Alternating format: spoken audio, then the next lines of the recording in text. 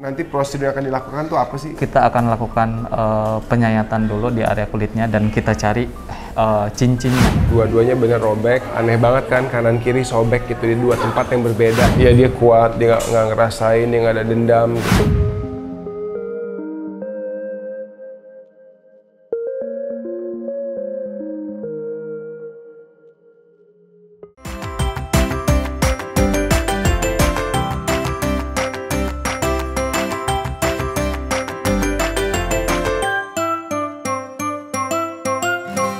Kira-kira apa sih yang nanti prosedur yang akan dilakukan tuh apa sih? Oke, jadi yang paling pertama nanti kita kerjakan itu proses pembiusan.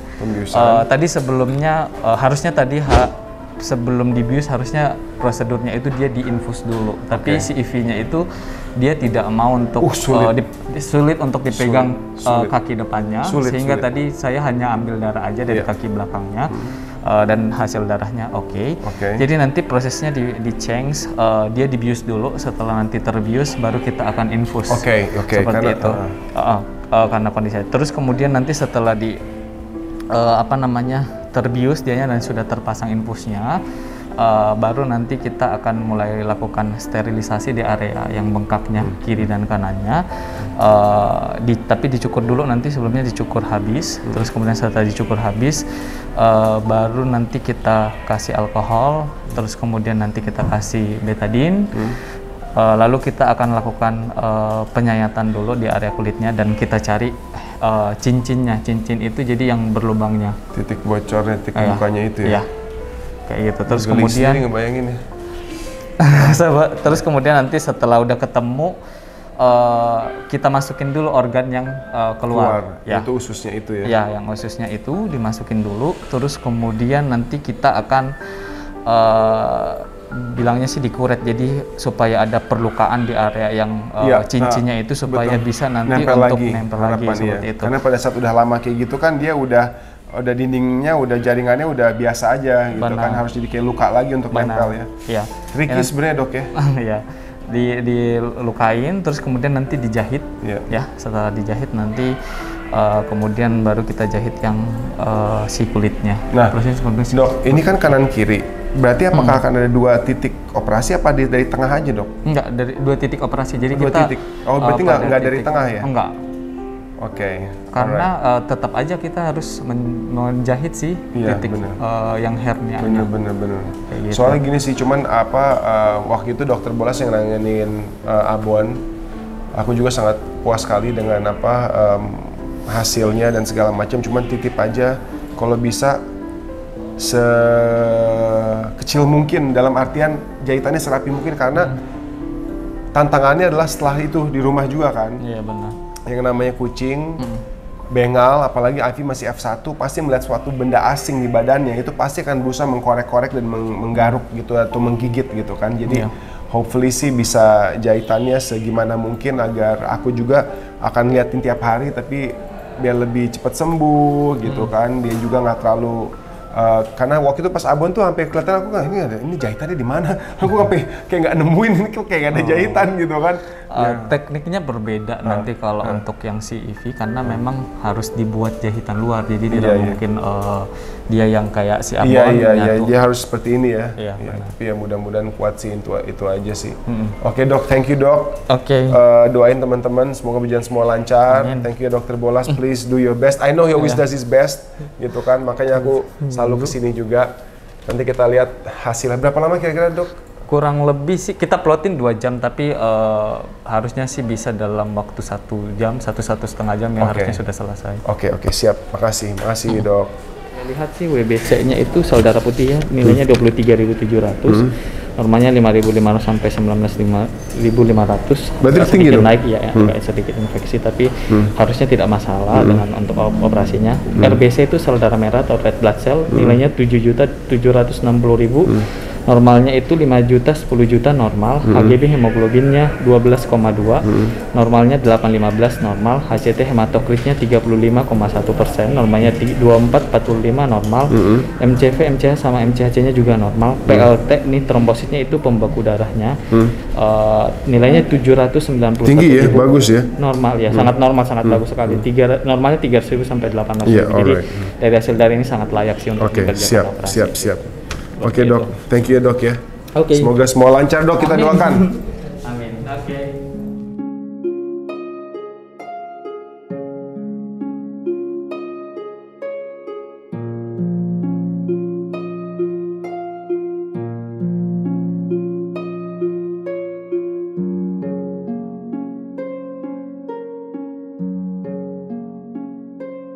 Guys, tadi dokter bola sudah bilang operasinya selesai. Tapi memang operasinya itu rada besar. Dua-duanya bener robek. Aneh banget kan, kanan kiri sobek gitu di dua tempat yang berbeda. Kayaknya kalau kecelakaan tuh masa sih kanan kiri sobek, aduh udah fix banget ini sih. Itu karena kena benda kanan kiri, soalnya kan dia pasti bolak-balik ya, perutnya yang diincer ya.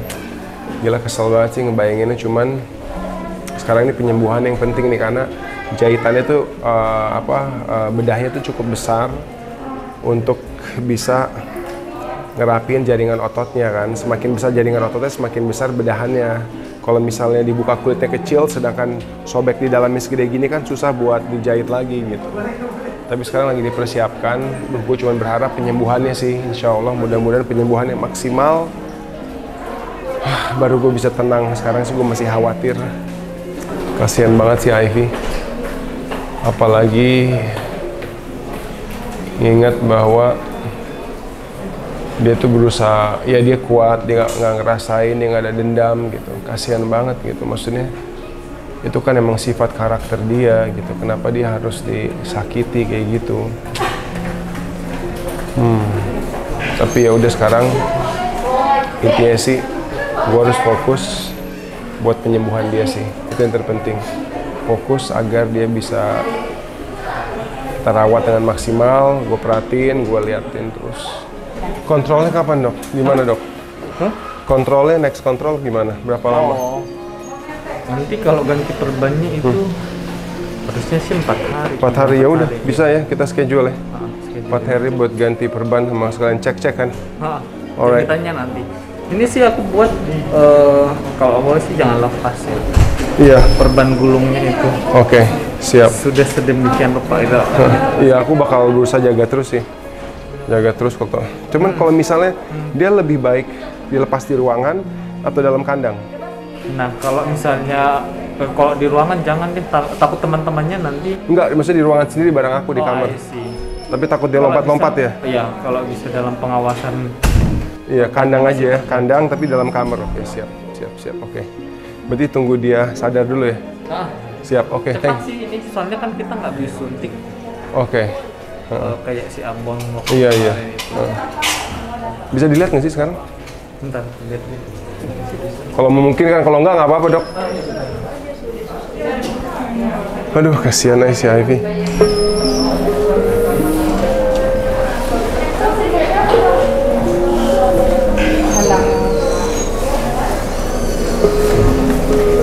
Alright. Oke. Ini dia.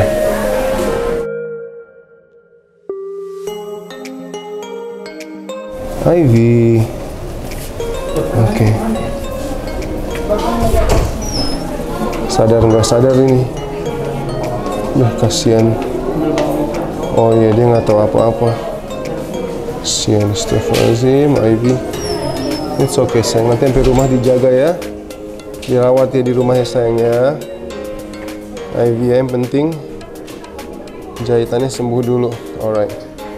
Oke. Guys, Ivy sudah selesai. Intinya sih gini guys, yang gue pikirin adalah gini. Memang gue nggak ada bukti pasti apa yang terjadi sama dia. Dan pas awal di X-ray, walaupun dari awal kita udah sadar ya Bem, bengkaknya itu di kanan kiri perutnya. Walaupun pas di X-ray dokternya bilang cuma sobek di satu bagian. oke lah mungkin kecelakaan gitu. Tapi ini ternyata setelah dilihat, dioperasi, dibuka, bener-bener sobek di kanan sebelah, di kiri sebelah. Jadi di dua sisi. Kok bisa pas banget gitu loh. Menurut gue sih nggak make sense kalau dia sampai jatuh gitu. Maksud gue lagi menganalisa lagi nih. Apalagi melihat adanya bekas pecahan paralon itu, ada bulunya dia, ada fightnya dia, ada bekas gigitannya dia, bro. Dan gue kemarin cek giginya satu ada yang sompal dikit gigi atasnya, mungkin saking dia keras gigitnya itu paralon gitu kan, sampai pecah gitu kan. Nah lu bayangin dia lagi gini, dia dia kayak gitu kan, dia balik badan, kena sodok lagi. Aduh jujur ya, gue sekarang ngebayangin aja tuh kayak ada rasa dendam gitu loh, bro. Ada rasa kesel ngebayangin. Makanya kemarin tuh sebenarnya ya bisa dibilang ada hikmahnya juga sih nggak kerekam sama CCTV, karena kalau kerekam mungkin gue akan hilaf juga gitu.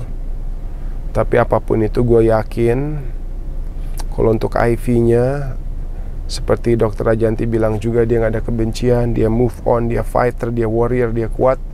Tapi untuk kalaupun benar dia disakiti oleh orang tersebut, dia pasti akan mendapatkan karmanya, yakin. Karena hewan pun adalah ciptaan Tuhan, ciptaan yang Maha Kuasa. Dan segala sesuatu yang terjadi sama mereka juga pasti, apalagi yang menyakitkan, akan membuat Allah marah. Astagfirullahaladzim ya Allah. Sekarang PR gue adalah untuk penyembuhan. Gimana caranya dia nggak menggila, dia nggak berontak, dia nggak berusaha merusak perban yang ada di badan dia selama 7 atau 12 hari ke depan. Itu sih yang paling penting, yang paling utama.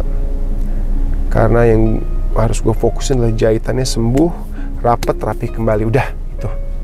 Sudah itu baru masa recovery yang kita sayangin lagi apa segala macam. Jadi gue akan set up kandangnya akan gue taruh di kamar gue untuk bisa gue lihat, gue pantau terus. Doain ya guys, doain Ivy sifatnya diberikan kesembuhan, dan semoga teman-teman semua juga, keluarga kalian, hewan-hewan kalian tanpa terkecuali diberikan keamanan, diberikan kesehatan. Amin, amin ya rabbal alamin.